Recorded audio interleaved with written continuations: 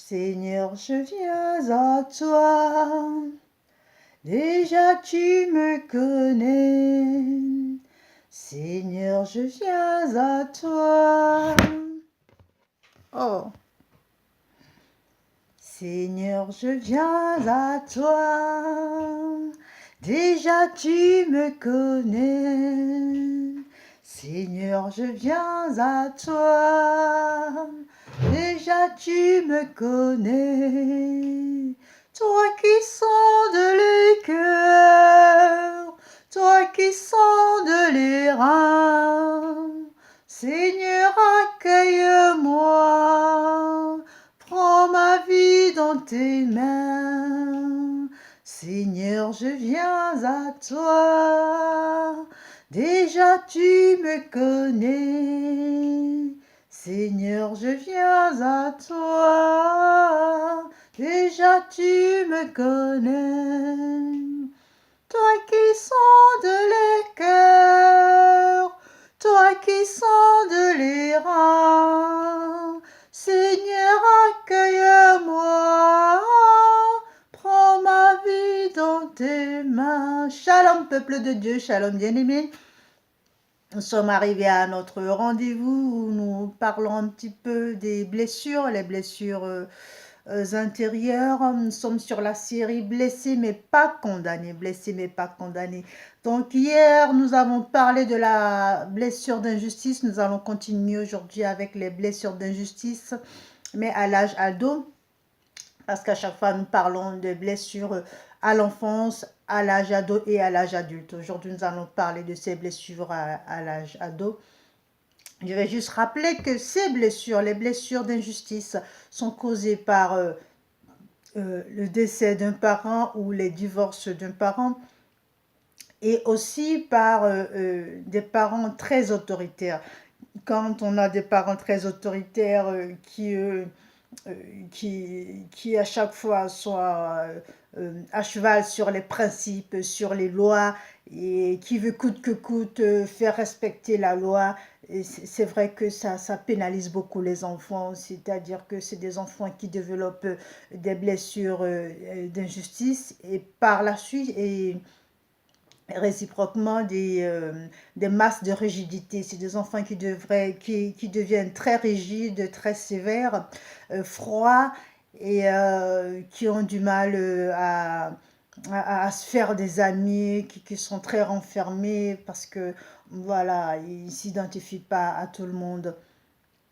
Donc, nous allons d'abord voir les pathologies qui découlent de cette blessure, et nous allons voir par la suite comment identifier ces personnes. Donc, les pathologies qui découlent de ces blessures, c'est quoi? C'est les raideurs, les raideurs au niveau des nuques, tension au niveau du cervical. Voilà, on a la nuque raide, le cervical qui fait mal, qui tire. On a du mal à tourner la tête, des maux de tête. Et en fait, c'est des gens qui sont hyper nerveux. Pourquoi ils sont nerveux? Parce que c'est des gens qui ont du mal à déléguer. Ils veulent tout faire. Ils sont très perfectionnistes. Vous verrez chez vos enfants, surtout vos ados, il y a des enfants quand maintenant on leur donne des devoirs d'art plastique par exemple, alors ils vont commencer à prendre le pinceau, ils vont essuyer le pinceau, ils vont revenir et ils vont prendre les crayons, ils vont refaire les bouts, ils vont changer, ils vont nettoyer, des fois ils déchirent les feuilles parce qu'ils ne sont pas contents, parce que ce n'est pas le résultat qu'ils veulent. Et à chaque fois, tout est dans le sens inverse, et franchement, ce n'est vraiment pas très agréable, et pour eux et pour nous, parce que l'enfant qui souffre, il reflète les blessures que le parent transférait en lui. Je répète, l'enfant qui souffre de ces blessures, il reflète les blessures que le parent transférait à lui, parce que le parent autoritaire lui-même a souffert de ces blessures d'injustice. Il a souffert de la rigidité, la froideur, de l'autorité de ses parents. Il a souffert du deuil de ses proches, de la divorce, des divorces de ses parents. Et de ce fait, il transmet ça aux enfants et les enfants souffrent également. Donc, c'est des enfants qui ont du mal à avancer, qui sont très perfectionnistes, qui veulent coûte que coûte les choses. On verra des ados qui font des crises parce que voilà, moi c'est comme ça et pas autrement. Et ils ont soit leur propre bande, leur propre clan où ils sont tous perfectionnistes, ou alors si ça ne, ou alors ils ont du mal à intégrer les autres clubs. Voilà, soit ils ont leur propre clan, voilà, et tout le monde est perfectionniste, tout le monde est, ou alors ça ne se fait pas et ils sont seuls, ils ont du mal à intégrer les autres clans. Nous verrons par la suite le burn-out. C'est des enfants, nous parlons des ados évidemment, nous verrons à l'âge adulte par la suite. Là, c'est des ados qui connaissent le burn-out, le surmenage, l'épuisement des glandes surrénales, parce qu'ils veulent se surpasser, ils veulent se dépasser. La plupart du temps, nous verrons, c'est les premiers des classes. C'est des enfants qui ne veulent surtout pas être premier ex aequo ou deuxième ex aequo. Ils veulent être premier et rien d'autre. Et l'année où voilà, les notes ont baissé, où ils sont deuxième de la classe, là on verra que c'est des enfants qui sont écrits, qui pleurent, qui ont une sorte de colère. Et la colère, ça fait quoi? La colère, ça donne la constipation, des problèmes d'insomnie, parce qu'ils veulent surtout pas être dépassés, ils veulent être le premier, ils veulent être le top, ils veulent être perfectionnistes, ils veulent que ça soit plus que parfait. Et donc, c'est super, on a des enfants bien qui sont les premiers des classes, mais attention au surménage parce que euh, quand un trimestre n'est pas bon, quand le trimestre n'est pas bon et que le trimestre a donné quelque chose d'approximatif, là, ils vont passer des nuits blanches à potasser, des nuits blanches à réviser, à revoir leurs devoirs, à revoir pourquoi ça ne va pas. Et donc, ça va jusqu'au surmenage, jusqu'à l'insomnie. Et voilà, ça peut aller très loin. Donc, si vous avez des enfants comme ça ou des ados comme ça, ou si vous vous reconnaissez en tant que parent être autoritaire, rigide envers vos enfants, faudra aussi les surveiller, voir si ils ont ces genres de pathologies et y remédier. Donc, les qualités de ces enfants, les qualités, oui, les attributions, on va dire plutôt les attributions. C'est des gens ces enfants, c'est des ados qui sont relativement qui relativisent la plupart du temps en disant tout va bien, même si ça va pas, même si à l'intérieur d'eux il y a quelque chose qui ronge, il y a la colère, il y a l'amertume. Ils vont tout le temps dire ça va, tout va bien, t'inquiète pas, ça va. Et à chaque fois, ils ont un sourire. Le sourire sournois, c'est un sourire narcissique qui cache beaucoup de choses. Un sourire qui cache la froideur, un sourire qui cache l'énervement, un sourire qui cache la colère qu'ils ne veulent pas montrer. Donc, ils vont tout le temps montrer un sourire. Et c'est des enfants qui veulent tout le temps se justifier. Voilà, ils veulent tout le temps avoir raison. Tu ne peux pas lui dire, mais tu sais que là, tu as eu tort. Il va te prouver par A plus B qu'il a vraiment raison, que c'est toi qui as tort. Donc, voilà, la plupart du temps, ce n'est vraiment pas supportable parce que voilà, le fait de tout le temps avoir raison, c'est aussi l'égoïsme, c'est aussi se surestimer, c'est aussi euh,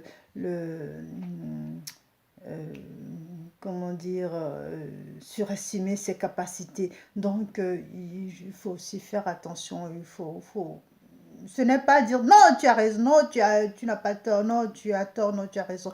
Mais il faut juste tout doucement, avec douceur, avec euh, tendresse, arriver à ramener l'enfant à la raison. Pour arriver à ramener l'enfant à la raison. Et pour cela, nous allons voir les versets bibliques. Nous allons tout de suite voir dans Romains 12, verset 11. Je vous expliquerai pourquoi j'ai pris ce verset. Romains 12, verset 11. Ayez de l'empressement et non de la paresse. Soyez fervents d'esprit, servez le Seigneur. Amen. Ayez de l'empressement et non de la paresse. Soyez fervents d'esprit, servez le Seigneur. Pourquoi j'ai choisi ce verset? Parce que quand on a du zèle, les gens qui souffrent de cette pathologie, la plupart des jeunes maintenant, on les voit dans l'église, qui sont très à cheval, qui sont sur les réseaux sociaux, qui sont en train d'évangéliser, qui sont en train de partager l'évangile dans les bus et tout ça, c'est magnifique, c'est beau. Quand tu es ado, si tu m'écoutes avec tes parents ou si toi, parent, tu m'écoutes et que tu vois ton enfant dans ce avec ses attributions qui est speed, voilà, maintenant on utilise ces adjectifs, qui est speed, qui veut tout faire bien, qui a du mal à tenir, et même le soir il est speed, il veut tout le temps faire, il est très actif. Bien aimé, oriente-le vers le Seigneur, ok? Oriente-le vers le Seigneur. L'excès de zèle n'a jamais tué quelqu'un. L'excès de zèle, tu peux l'utiliser pour glorifier, pour honorer ton Dieu, pour annoncer l'évangile. Donc, quand tu vois que tu as une colère qui bouillonne en toi, transforme ça en colère saine et annonce l'évangile pour le Seigneur.